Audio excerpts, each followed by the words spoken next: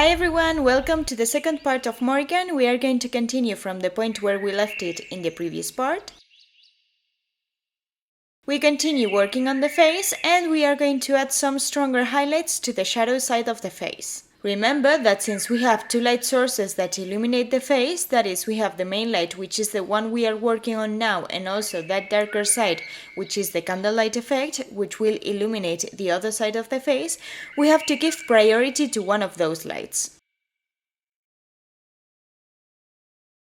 And we are going to do that by making the main light stronger. And that way we will also make the light of the candles a little bit dimmer.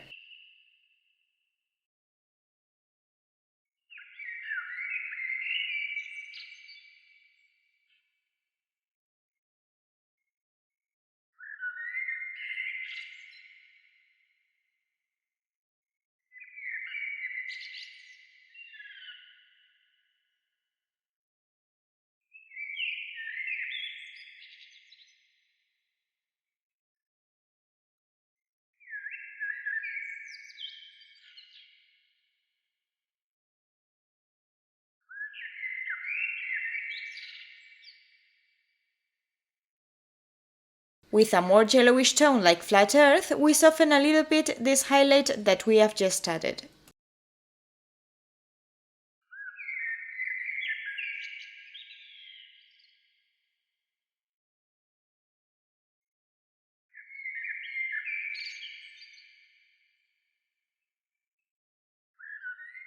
Because this light is closer to the candles, we can work with more yellowish and warmer tones.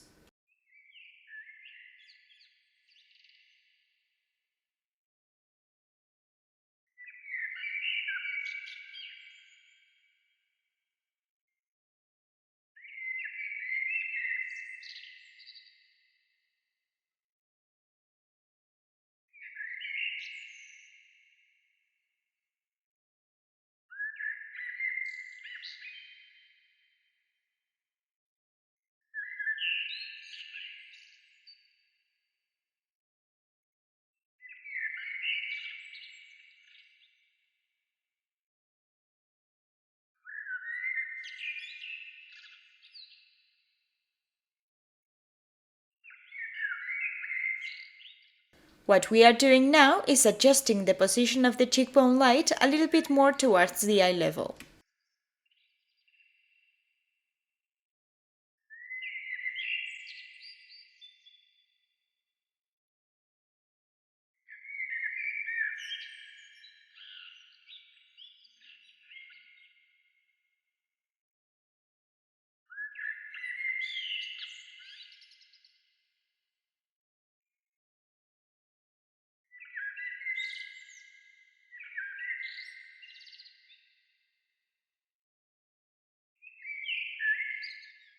As you can see, we are making very specific and subtle adjustments until we find the exact finish we are looking for.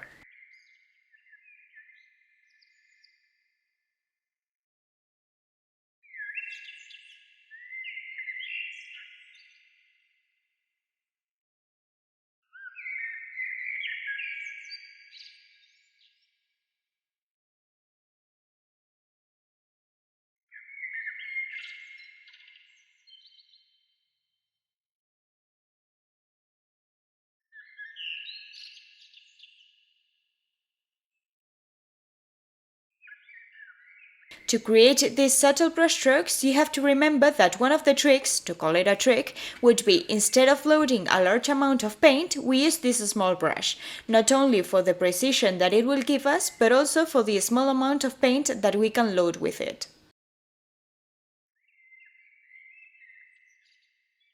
And therefore, we will also unload very little paint when creating these very small brushstrokes.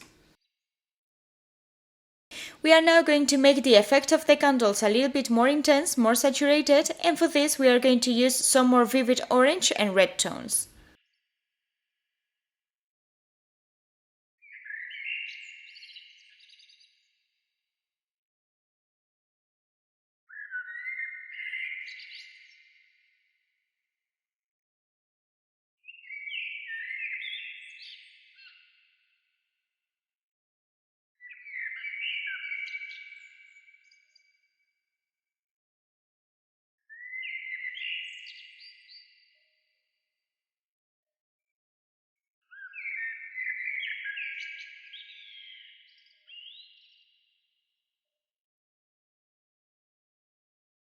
First, we have used a slightly more orange tone, and now we make the tone a little bit more reddish and darker.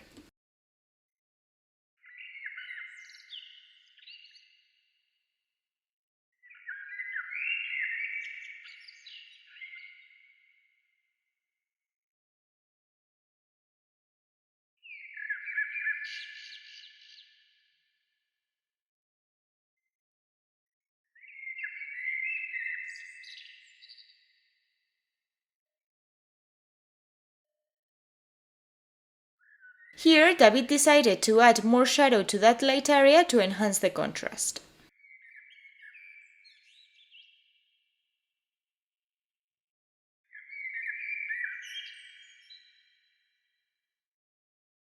Mainly because he also wanted to create the shadow effect that the nose would cast over the face.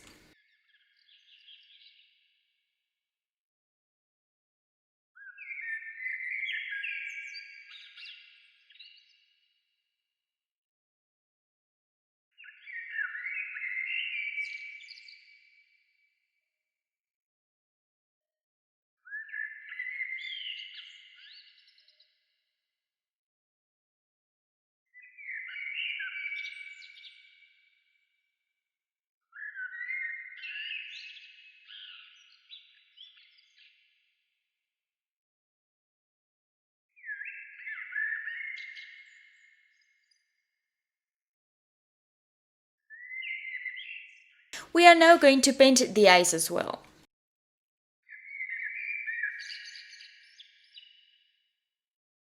The eyes are tiny, so it's going to take a while to paint them. Remember that it is very important not to use a lot of white or a very white tone to paint the eyes, because if you do, they won't look natural.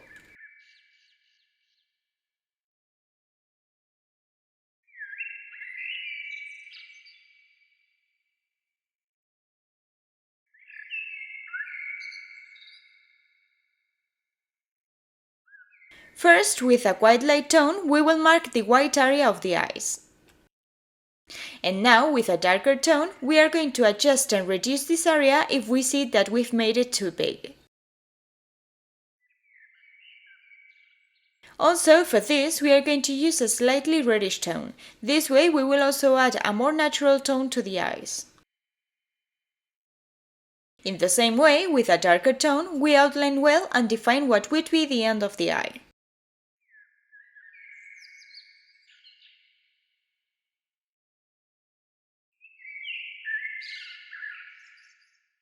Once this is done, again with a slightly lighter tone, we try to paint the eye as best as possible.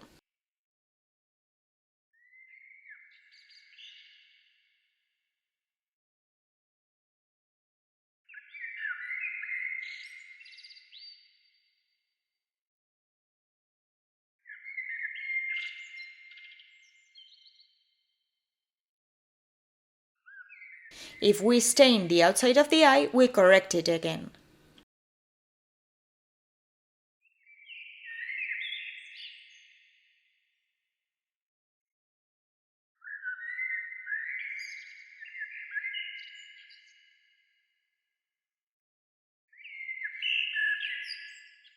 Because in this case the eyes are very small, David decided to make sure the tone of the eyes was not too muted in the end, and he did this by adding a slightly lighter tone.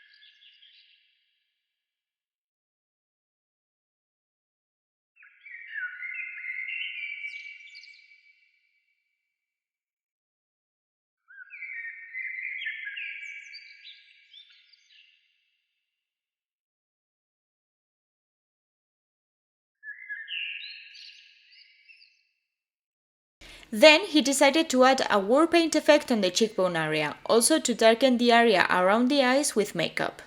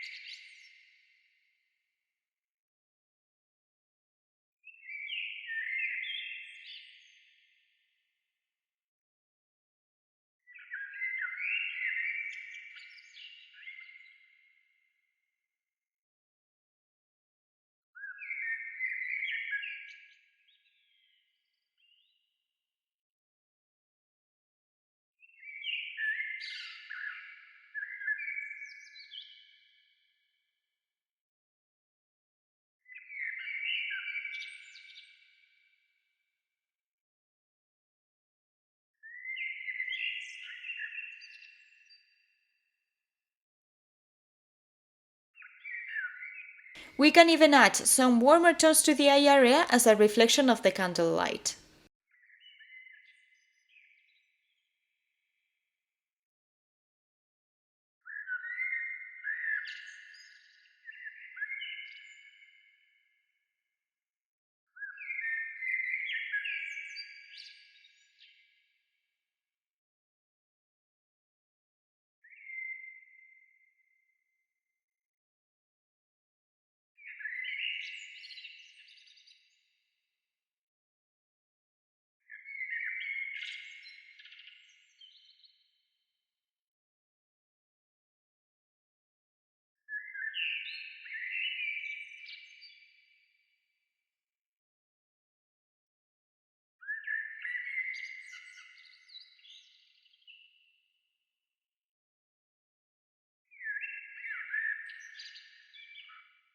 Now we are going to adjust some areas such as the mouth or the lips.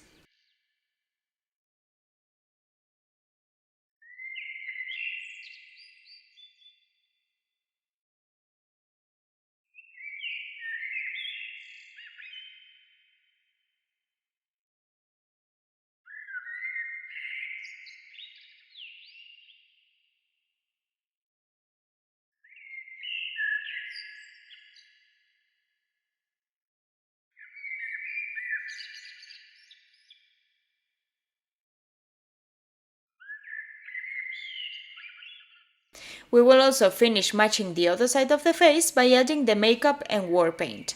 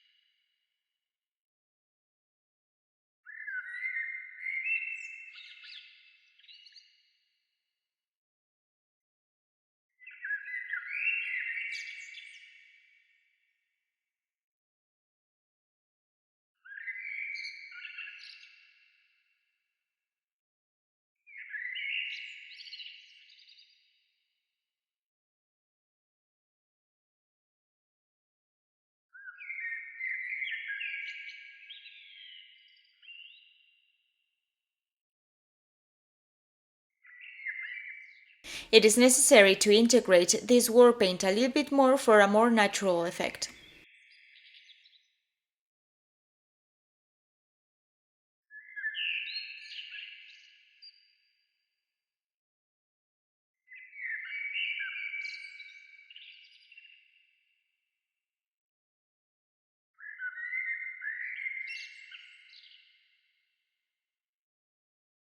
We are going to add some highlights just in the cheekbone area where the war paint is placed to integrate it with the skin.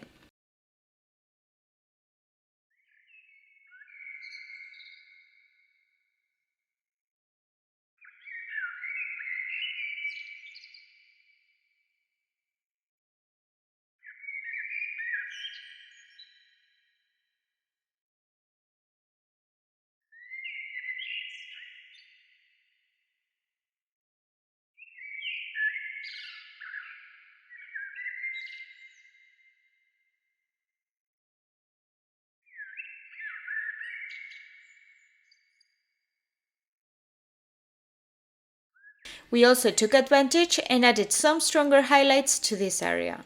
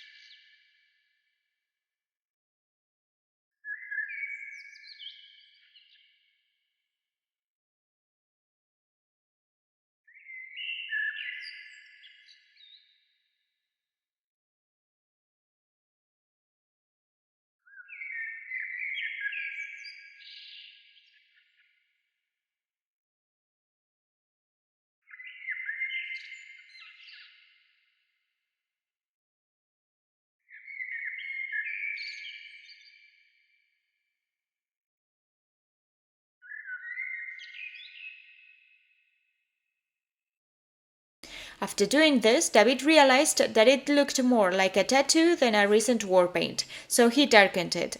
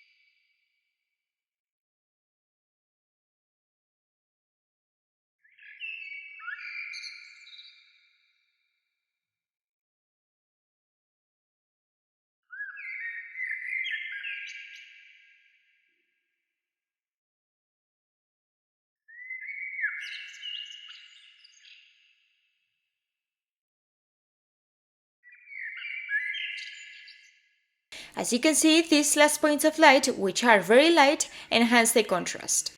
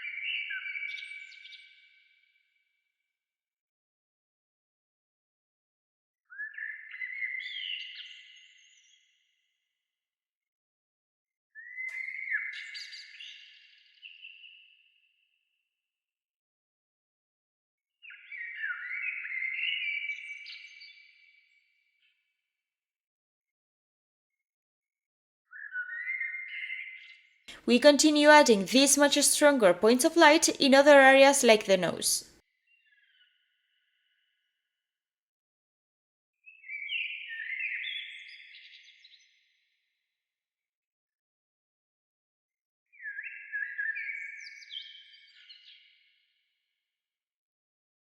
The forehead too.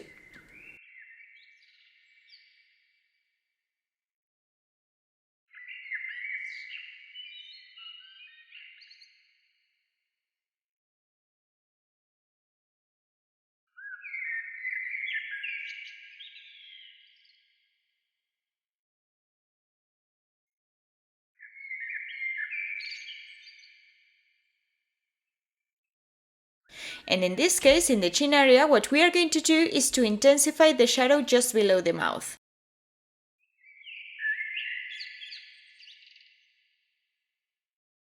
This is mainly following as a reference the color render that we saw at the beginning of the painting process.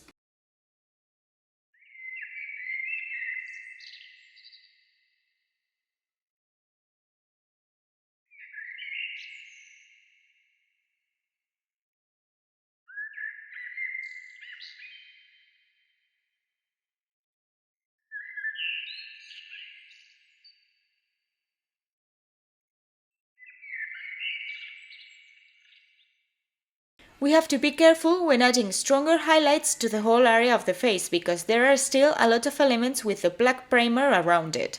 It will always look like it needs more contrast.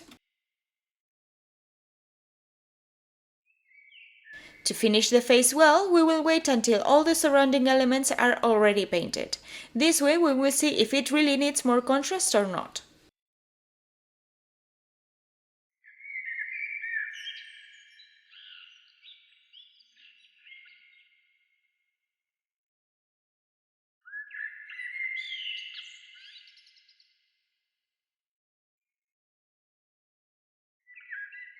We now increase the intensity of the candle reflection a little bit more.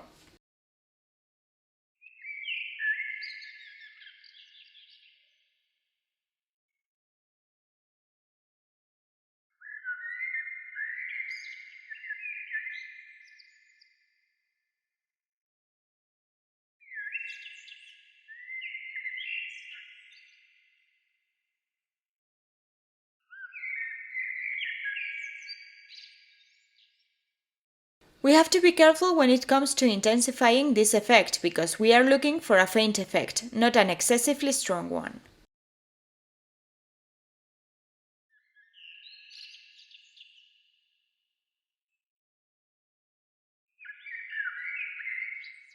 We want it to be a reflection of nearby candles and not a huge fire.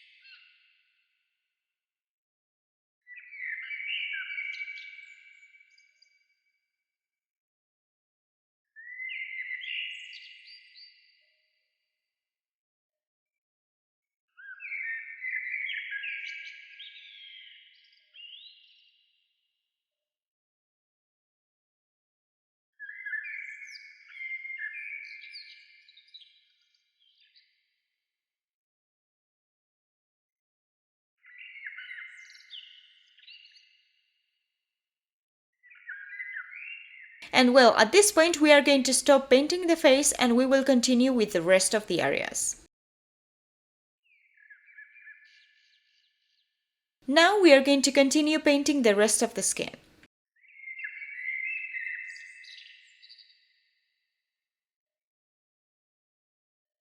Above all, what we want to do first is to mark well all the light planes of the figure, in this case the light planes of the skin.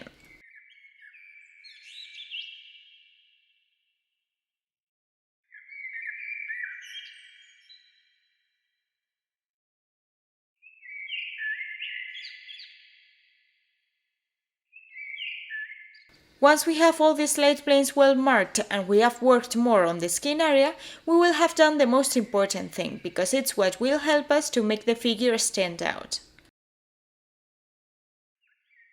We have to try that the rest of the elements don't take prominence away from this area. In addition, we are looking for a quite gloomy ambience, very cold as well, and this way we will try to make sure that the skin will always stand out, and therefore the figure will stand out.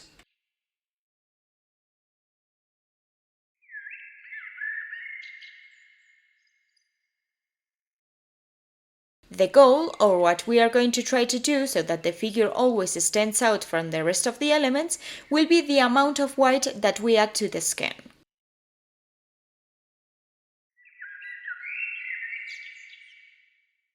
We want to create a quite pale skin, mainly due to the ambience, and this way we are going to make the skin stand out from the rest of the elements that will never have as much amount of white as the skin will have.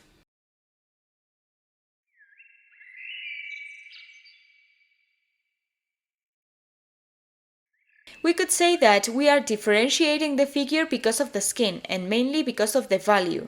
The skin is going to have a higher value than the rest of the elements. The value, which is the amount of white or black, light or dark, will help us in this case to differentiate the figure from the rest of the elements in the scene.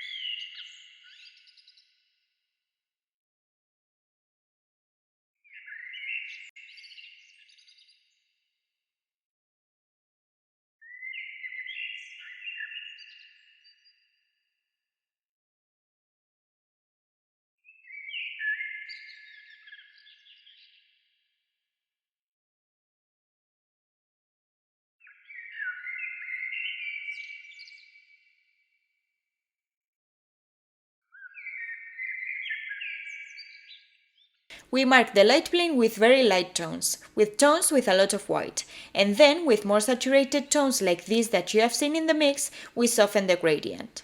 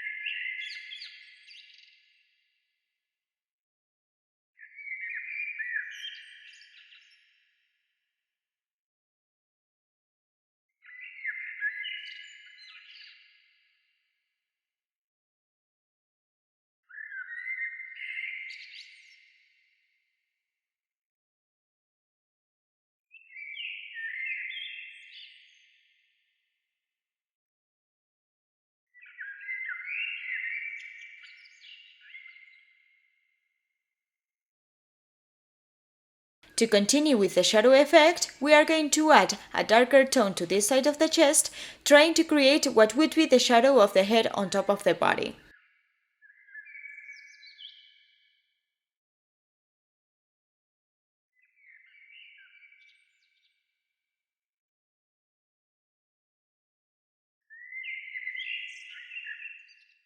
In the same way, we are going to do it in the neck.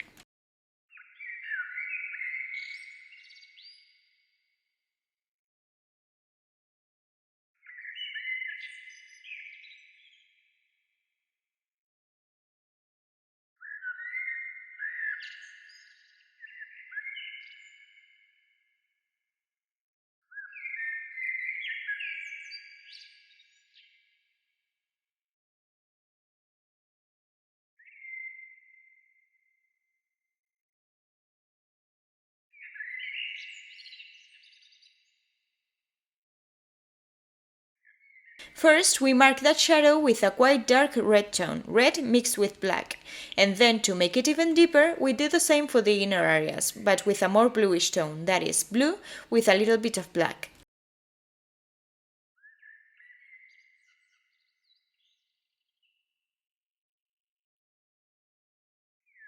Just in this area of the leg, we are going to do the same to create the effect of the shadow of the sword over the leg.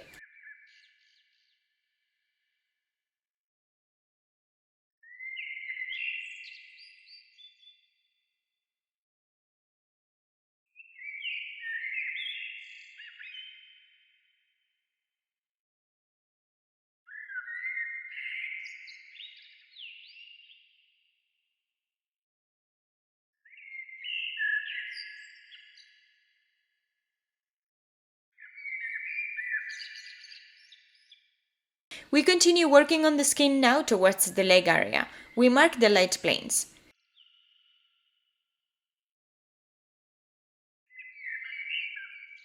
We have to adjust the plane well to cover the entire surface of the upper leg area.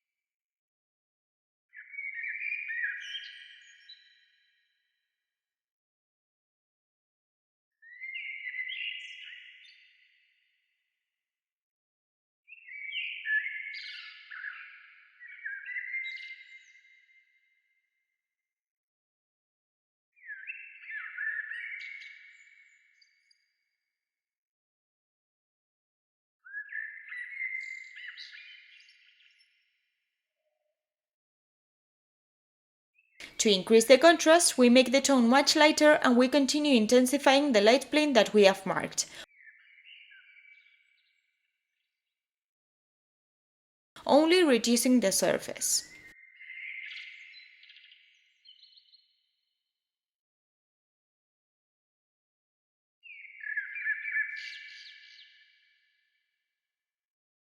We are adding stronger highlights inside the light plane.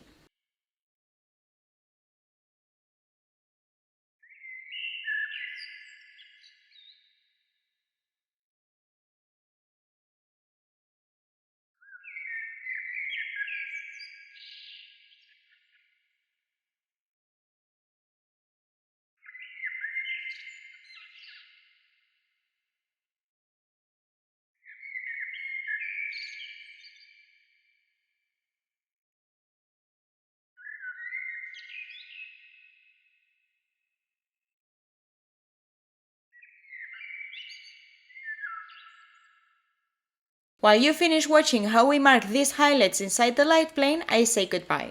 We'll see you in part 3, where we will continue working on all these areas of the skin.